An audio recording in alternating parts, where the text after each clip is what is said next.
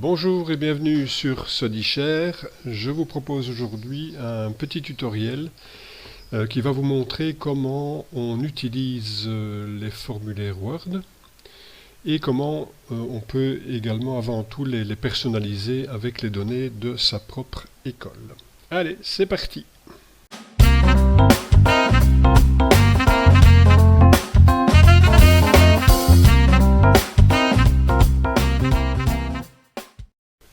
Voilà, nous allons prendre comme exemple le formulaire de demande de DPPR. Donc c'est la version qui est présente dans la circulaire de rentrée 2022-2023. Donc c'est le formulaire mis à jour de juin 2022. Donc ce que je vais vous montrer ici s'applique à pratiquement tous les autres formulaires qui sont proposés sur la plateforme StudyShare. Le principe est chaque fois le même. Donc quand vous ouvrez le formulaire, vous allez l'avoir sous cet aspect-ci. La première chose que vous allez donc faire, c'est aller dans Affichage et cliquer sur Modifier le document pour le mettre dans cette situation-ci, qui est la plus courante évidemment pour l'utilisation du traitement de texte. Alors, d'abord, le principe de base de l'utilisation d'un formulaire, c'est que vous avez une série de champs qui ont été créés et dans lesquels vous allez rentrer des données, des informations relatives aux membres du personnel pour lesquels le formulaire est réalisé.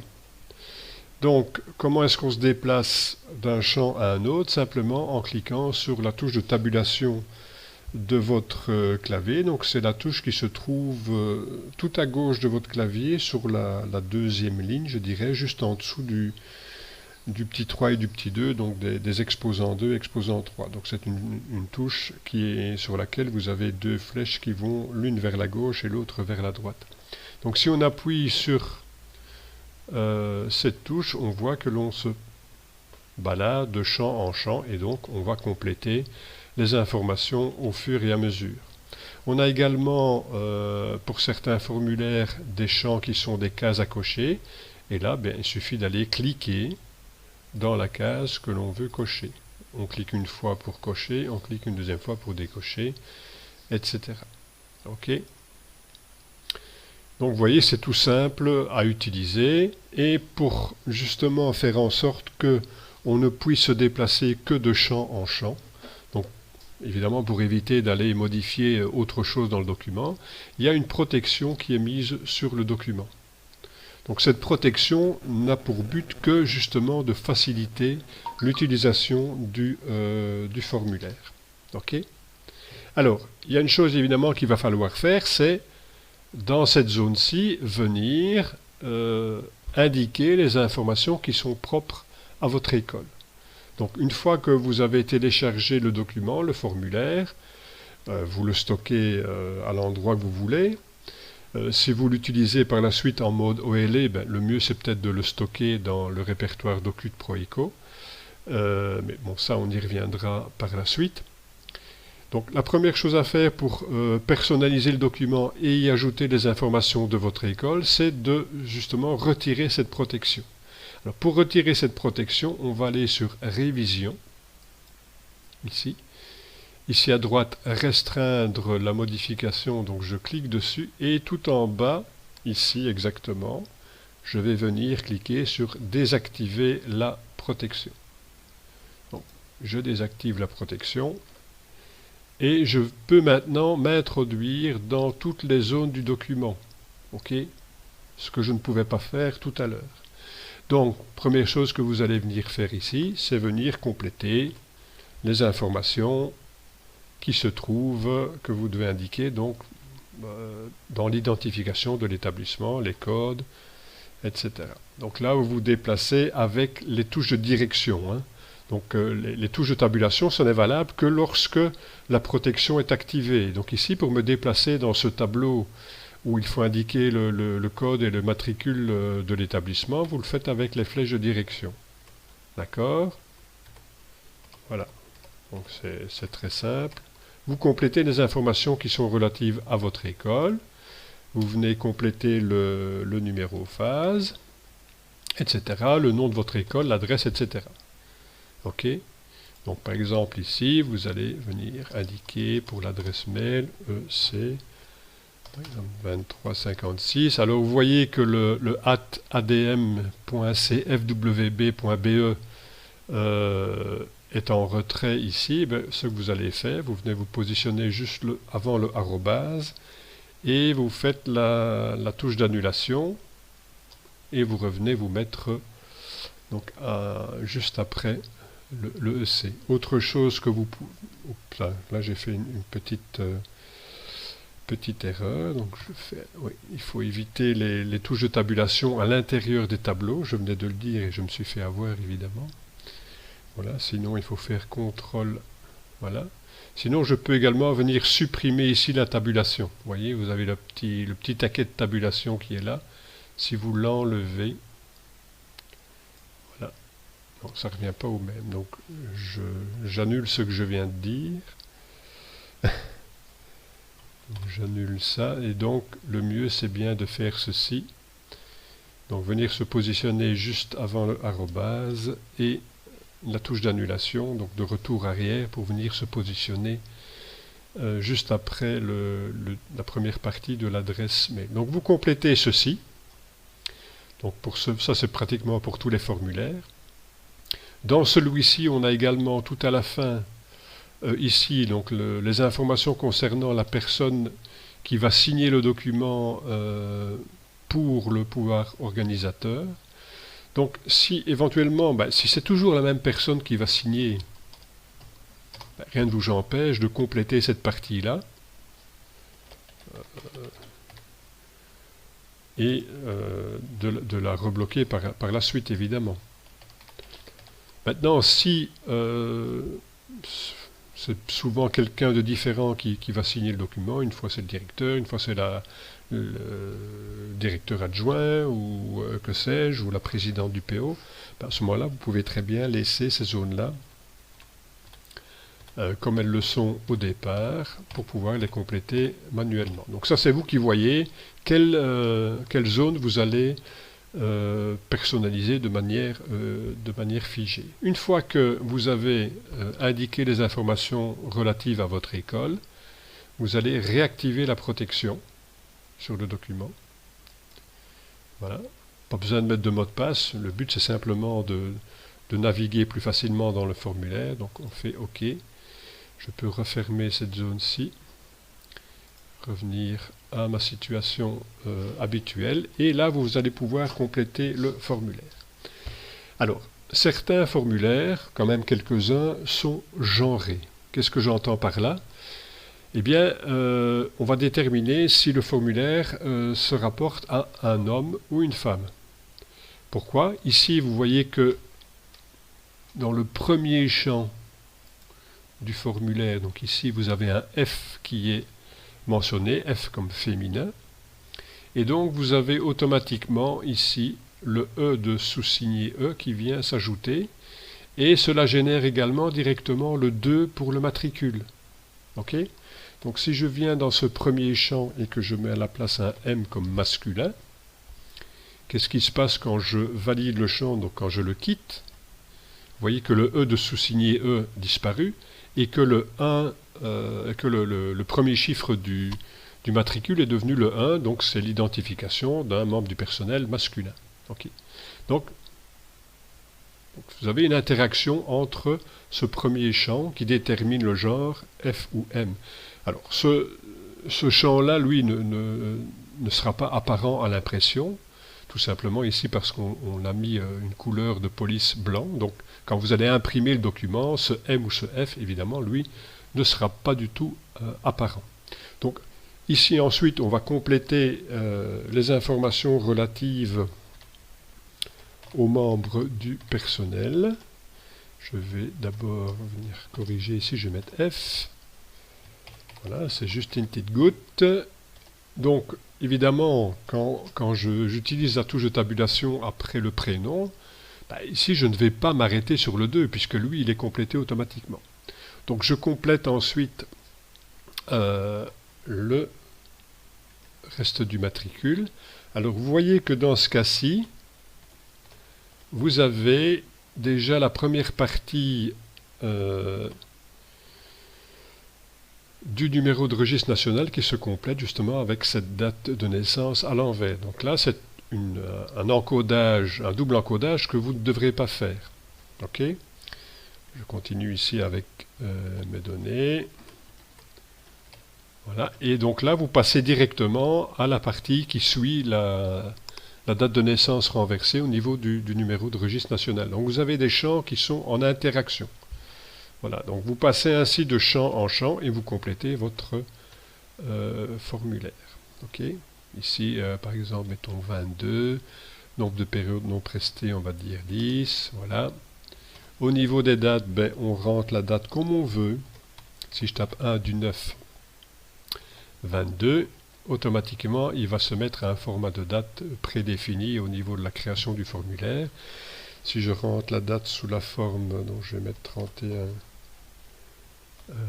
du 8, 23, normalement ça marche aussi, voilà, donc vous aurez toutes les dates qui seront exactement au même format. Et donc ici, il vous reste à cocher ce qui doit être coché, par exemple ceci, voilà, et puis idem pour le reste du formulaire. Et donc le fonctionnement est tout à fait similaire dans les autres formulaires. Ça fonctionne toujours de la même manière. D'abord, vous personnalisez le document avec les informations de votre école, vous remettez la protection et puis vous pouvez utiliser le formulaire. Alors, vous pouvez également utiliser ces formulaires Word, vous pouvez les intégrer en quelque sorte à la fiche de vos membres du personnel avec ce qu'on appelle le principe du OLE, donc du Object Linking Embedding. Donc, je vais vous montrer rapidement en quoi ça consiste. Voilà, donc le document, vous l'avez d'abord stocké, bon, ici comme je vous l'ai dit tout à l'heure, dans le répertoire Docu de Proico. Donc j'ai un répertoire Docu, document prof créé, dans lequel j'ai encore un répertoire document OLE, et dans lequel j'ai réparti mes documents dans différents dossiers également. Donc j'ai un dossier DPPR où j'ai stocké mon document. Ok ? Donc une fois que vous l'avez personnalisé, vous avez rentré les informations liées à votre école, vous le stockez à cet endroit-là et vous n'y touchez plus. Sauf évidemment si vous devez par la suite de nouveau apporter des modifications. Donc là, c'est terminé, on n'y touche plus, il est dans son répertoire, le document reste là en tant que modèle et lui ne va pas, ne va pas être modifié. Ok ? Donc je viens d'un Proeco et je prends la fiche d'un membre du personnel. Je vais dans le dernier onglet horizontal ici, photo texte doc, et je clique sur l'onglet vertical doc OLE. Okay. Donc je vais venir intégrer le document, ou en tout cas son interface, dans la fiche du membre du personnel. Il faut bien savoir que avec les documents OLE, vous ne savez pas aller récupérer automatiquement des données qui sont sur la fiche du membre du personnel et les placer dans le document Word. Ça fonctionne avec l'éditeur de documents. Mais avec un formulaire de demande de DPPR tel qu'il est maintenant, avec cette nouvelle version, c'est très compliqué de faire quelque chose de pratique et de facile à utiliser avec l'éditeur de documents. Donc, c'est la raison pour laquelle j'ai donc travaillé ici plutôt une version formulaire Word. Donc je vais venir l'intégrer à la fiche du membre du personnel. Pour cela, je vais cliquer sur le petit bouton qui est là, insérer un fichier existant. Ok, donc je clique. Et je vais aller chercher le document là où il se trouve dans mon dossier. Donc ici, je suis déjà dans mes docus et documents OLE. Donc je clique sur document OLE et j'ai normalement... il ne s'est pas mis à jour. Donc je vais devoir refermer mon Proeco pour pouvoir obtenir le nouveau dossier que je viens de créer. Donc on va faire une petite pause. Voilà, je l'avais tout simplement pas mis dans la bonne version de ProEcoTest. Donc j'ai un répertoire des PPR, je vais chercher le document que je veux intégrer à la fiche du membre du personnel. Je fais ouvrir. Le document vient s'ajouter ici dans ma liste.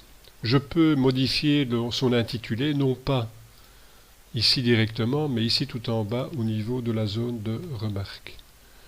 Donc je peux faire par exemple demande des PPR, je sais pas moi, la date du... si je fais la demande à la date du 22 du 10 01 par exemple, voilà, j'ajoute ceci, je valide et je vais avoir maintenant le bon intitulé qui s'est corrigé ici également. Ok? Voilà, donc j'ai lié le document, en tout cas l'interface du document à la fiche du membre du personnel et je vais maintenant y ajouter des données. Donc je clique sur le bouton ici modifier et le document s'ouvre. Comme tout à l'heure, vous refaites affichage, modifier le document et puis vous allez compléter les informations relatives aux membres du personnel. Donc ici je vais juste indiquer je ne sais plus quel était le nom, donc j'ai écrit n'importe quoi, c'est pour vous montrer un peu le fonctionnement. Voilà, je ne fais rien d'autre. Important ici, pour refermer le document, vous n'allez pas cliquer sur enregistrer, mais vous allez cliquer simplement sur la croix de fermeture, ici, claps. Ok, c'est tout. Par contre, il faut bien veiller à enregistrer au niveau de la fiche du membre du personnel. Ça, c'est important. Ok. Si je rouvre le document, vous allez voir que les informations s'y trouvent bien comme on vient de les encoder. Donc je reclique sur modifier et vous voyez que le nom que j'ai encodé s'y trouve bien. Ok. Alors, le document de base, donc celui que vous avez stocké dans le répertoire document OLE, etc., lui, il n'a pas bougé. Alors, pour vous le prouver, donc je referme ceci.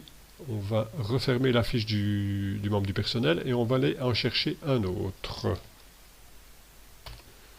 Donc voilà, je suis sur la fiche d'un autre membre du personnel. Vous voyez qu'ici, il y a déjà toute une liste de documents OLE qui sont présents. Donc je vais venir ajouter celui qu'on vient d'utiliser, donc le formulaire de demande des PPR, qui se trouve au même endroit, puisqu'on l'a sélectionné tantôt, on retombe directement dans ce répertoire-là. Donc je le sélectionne et je demande de l'ouvrir. Il vient se remettre ici. Je peux donc venir modifier son intitulé. Donc je peux faire la même chose. Voilà.